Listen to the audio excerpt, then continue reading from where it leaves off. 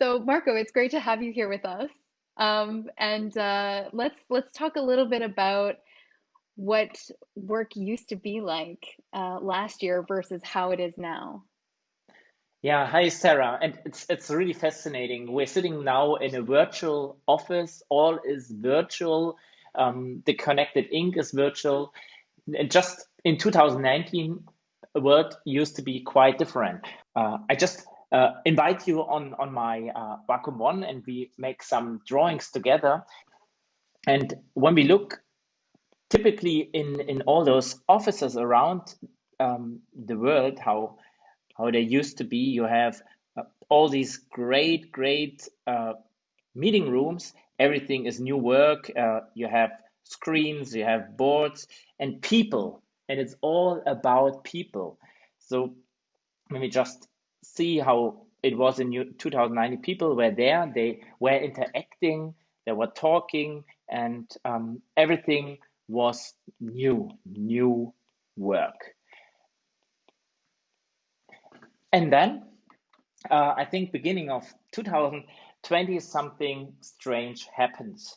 And this little guy who came into the situation, COVID-19, and it came in, and he was not alone. He really multiplied and brought all his other small guys, and they just came into our situation here. And it changed everything. It changed the way we work and the way we live. So COVID created a world in which home is the new office, as you can see. Yeah, absolutely. And I mean, people need to engage these days in a much more memorable way. And yeah, I really feel like we've reached a dead end, and we need something new to be successful in business. So, Marco, how can we make this screen to screen interaction more personal, more engaging, and flexible, let's say? Yeah, first of all, let's have a look how it used to be, or how it is. How does it feel for you, Sarah, being in an online meeting? Last week, I feel like I had 16 meetings. Um, 16. that's Okay. right. Yeah, and you feel very confined. I mean, inside this box, everyone is cut off at the shoulders. It's of Mm, course very two-dimensional. You've also got this in large meetings, you've got this gallery view of everyone's tiny profile shots. And it really it challenges your mind's central vision, and no one really comes through in the same way, I feel. mm. I just draw it along because often if we talk about things, we cannot imagine how it is from the outside. So we have the screen. Um, Here we have all these faces, and basically it is just, yeah, somehow uh, anonym, and the only view to the world we have is through this eye here, to the lens of the um, camera. And the thing is, this is you, Sarah, here, basically. The thing Very is, good. then one of these guys starts to share something like this. Yeah, we lose that added meaning sort of from all of those nonverbal cues that you're used to in person. Yeah, And I mean, screen to screen interaction can also be a big drain as well. yeah, ab- absolutely. And as I know it, when you have then this person starting sharing PowerPoint, like Hmm. I drew here, then the broadcasting begins. And it's basically what I realized as soon as PowerPoint brings in, you have a visual perspective on the world, but it's limited. It leads to something that let people drift away. And I often compare it to situation when you have children. So children are in front of the TV, and they watch it, and they're completely into a mode I call trance mode. Trance mode. And whatever Yes. happens, they will not realize that they're really just in another world, in another space. And that's something I do not want when I give a meeting, because I want people to interact, to think, to innovate, to create something together. So transport is bad in that situation. Absolutely. Yeah, nobody wants that. And so the only way for me is to go out of this situation where you limit your senses to a bit of PowerPoint, small postage stamps, and sometimes a bad audio, is to get more visual. So take the big pen, and it could be the digital one, and draw and really help people to understand what you want to do, and invite them to do it together with you, and really yeah, co-create things. Small research back in, I was 2017, because we wanted to find out uh, how people visually think about situations, about simple topics. And you can just draw along with me. It's a nice exercise. Sure. And the beauty is, we asked people in front of a train station. We took a pen and paper and asked them, please draw a tree, A a simple tree. tree, a tree. Okay. And most people, if you draw, created something like that. Got Absolutely, okay. yeah. A nice tree. And some people, they created something like that. A Like a Christmas Christmas tree. tree. Ah, okay. Yeah, yeah. And then there was one guy, I asked him, um, yeah, if he could draw it, and he created, he started, wait a bit, and then he started with that. Okay. And I was really surprised. He told me he was from Syria, just coming to Germany. And for him, he hesitated a bit, because actually this thing is called palm tree, but it's a bush, just a bush.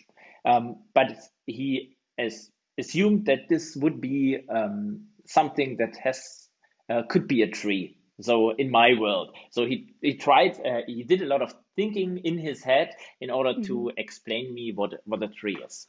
And this example for me showed something very remarkable, because we have one word called tree, and three different pictures Hmm. for one thing. And it's a simple thing.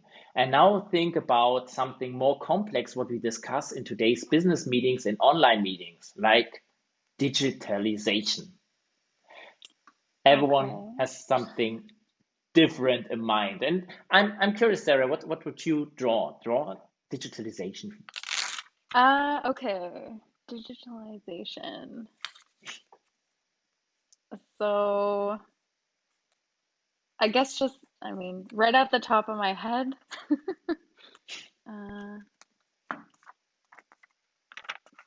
digitalization, binary Yeah. code. Oh, yeah, binary code. And I just draw along with you. So this typical binary code, and it's, yeah, for sure, it's digital. And when you ask people, I had different results in different trainings. I did them for SAP, for EDB, for other Mhm. software companies, but also for automotive. And the results were like, we had ideas like this one. For them, digitalization was just the huge fridge. And the fridge is just realizing when the wine is empty,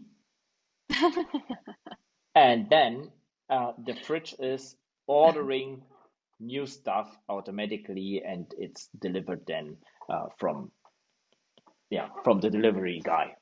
Oh, excellent.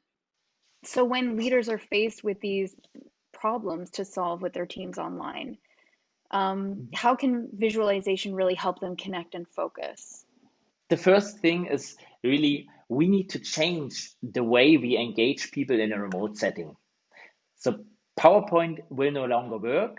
Sitting back and waiting will not work. We need really, when we look at this, how many people are in meetings, they are more kind of reactors. So they wait for any result that might happen. And we need to change this to make them really creators. And this is something Nice. we could achieve with visuals. But to do that, and that's what we discussed before, it is first important to understand really what the problem, what the topic is. And here I like the quote from Einstein. So Einstein said, whenever I have a problem, he invests 90% of the time to think and understand, and only here this 10% to actually solve it. So, and that's also what leaders could do.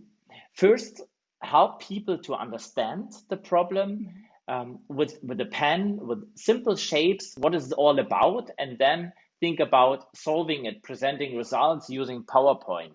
And I think that's where the magic happens. Because as you can imagine, what we did here, I just crossed the light bulb. Let's imagine I would have started with the Mona Lisa. No one would just go there and add something to the Mona Lisa because it's already perfect. And all you do here is just making it ridiculous. So I don't want to have that. And that's why I go for imperfect things, co-create them. And when we then go out and share them, it is really, really growing. So it's getting better because the picture, what we developed here, like when I put it in a frame, is something people can work with, improve it, and bring in their own thoughts. And that's so powerful in business, in any meeting. And you can easily do it just having a drawing tablet, a virtual meeting, and sharing it and talking. What about those people that are not so comfortable using visuals to communicate? Because I'm sure, I mean, that's kind of where a big problem lies here. For them, I have 5 simple hacks because at the end, it is all about how to connect with people, how to reach them, and how to get the commitment. And having these 5 hacks I prepared, you can in any meeting take a pen, take your drawing tablet, and really understand the problem like Einstein did, and then create a foundation to solve it. And let's go in a very practical example. And Sarah, you can draw along with me because at the end we Okay. will create something new. And I always like this way of doing it. So Okay. Sarah, what do you think is the most difficult thing for people to draw? Well, abstract things for sure. So emotions, Mhm. I think people are also, I mean, you referenced the Mona Oh Lisa, but yeah. people are really hard to draw, I feel. What I really, really recommend to do is make it human. And we will do it in a very practical example now because Okay. we draw a typical situation. A typical situation I saw at many customers, and we work through those 5 hacks this way. So let's assume we have one guy and he is part of the strategy team. So I just do it simple, a small circle and a body here, and this person is part of the strategy team. But actually, to make it a team, it's often not only one person, so we have maybe 2 others. So let's add a girl or a woman Okay. and another guy. He's just thinking about a new solution. So we have those 3 people. We made it human but still, it's not a strategy team. It's just three different simple figures, and I add some color to it. And to make them really stick so that we can connect with them, to do that, we need a second hack. We need to label it. The words are still important, and the person talking is also important. So let's assume, or let's write down, this is the strategy team. And you see, just by writing it down, these three persons, they become the strategy team. Okay. So Yeah, I'm following along with my pen and paper here. Just yeah, and at the end, we will compare and see what different pictures you came up with, and then maybe yeah, there's some gap or something new we can discover that's quite interesting. And we do not only have the strategy team in a typical situation because maybe we want to launch a new product. We also have on the other side, we have our person here, and this is again the same way of doing it. He's happy hop. It's the customer, and we add the label again. So we have our customer, a bit of color. Okay, and two people are fine, but to make it an interesting story, we often have in most companies also a third group, and I draw them in here, and that's the development team. So the strategy team, the customer, and the development team, and often those guys, they are in front of a PC. So I just draw a nice monitor, and we have our developers here. okay. And again, you see very simple figures. You can even do it like that. And they are just here, and these are the developers, dev team.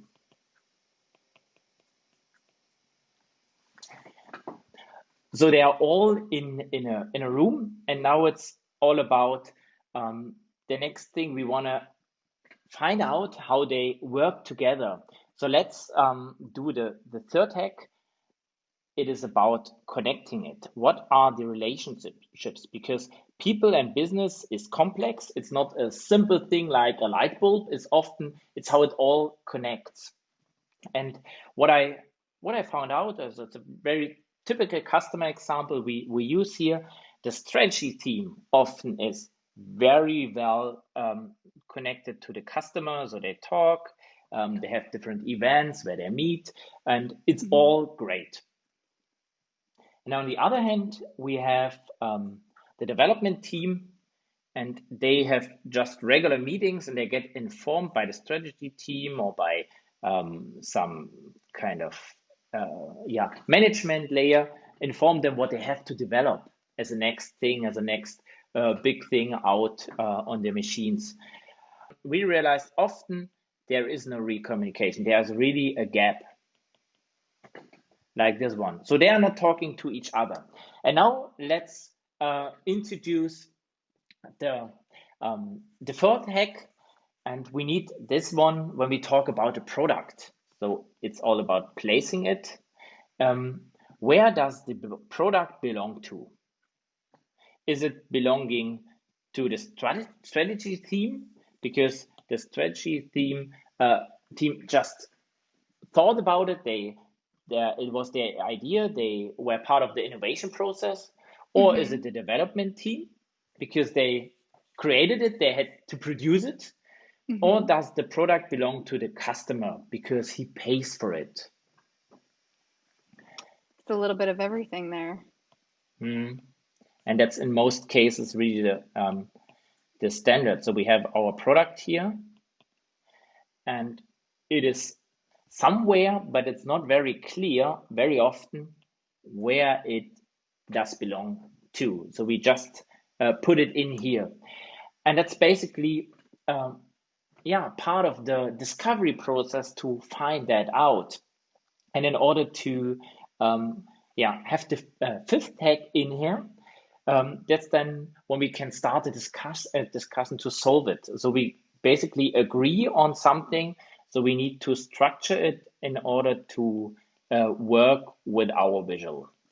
And in order to structure it, I just draw a nice frame around it.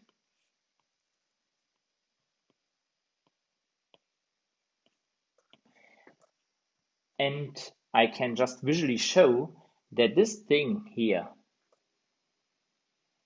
is actually the problem.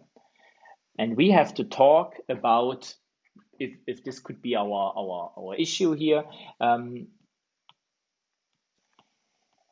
Who owns the product? Mm-hmm.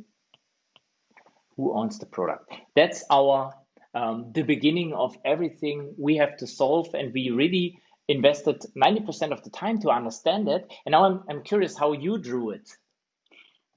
Okay, so I mean, this is what I've got. This is what I've got here. And if Cool. everyone can see that. Rules. Yeah. So, great exercise. And you can use it everywhere with those 5 points. Make it human, label it. What does it mean? Mhm. Connect it, the relationship, place the thing somewhere to really understand where it belongs to, and structure the whole thing and give it a title. All you need is a digital drawing tablet and a good remote connection. And it makes live visualization really, for me, the life skill to really survive and innovate in this new world where we are all remote and we still need to innovate to create new things. I think it also makes meetings a little bit more fun as well. But yeah, and yeah, just because it's human, yeah, people love humans, and when they draw, it is so human because you see people how they think. And there's one more thing I want to share with you because, and that makes it really from a business perspective of points so valuable. And it's a research that took place in the 70s. The research is about how we remember things. So let's assume at the beginning, when we listen to something, in the ideal world, we remember 100%. Mhm. And this is 50%. And over time, it's interesting what happens here. So after just 3 days, and that's what I found out. So 3 days, what do you think? And it's more rhetorical. After 3 days, how much we can remember of a thing we got presented if it was only text? Yeah, 45%, maybe. it is actually 10% only when you have pure text. So just text. After 3 days, 10% you will remember. And now, when we think about doing it visually, and we just add Mhm. another stack here, oh, it's a bit too big, but it's like that. It's 65%. So 65% just by using visuals, drawing things, and really create meaning by using your hand and your visual language. Oh, wow. And this thing can really worth a lot of money because 10% was 65%. What are the things that people will remember and tell and work with after a meeting? And to Mhm. prove that it works, make the screenshot and after 3 days, try to remember what we were talking today, and you will be surprised. You can retell it to anyone you meet, and you can discuss why live visualization is really the power skill of the future. Well, I'm definitely using that in my next meeting. So thank you very much, Marco. And everyone can download Marco's 5 simple hacks in our virtual booth. And yeah, and try these out on your next virtual call in maybe instead of a PowerPoint or um, yeah, thank you very much. Yeah, it was nice being your guest today.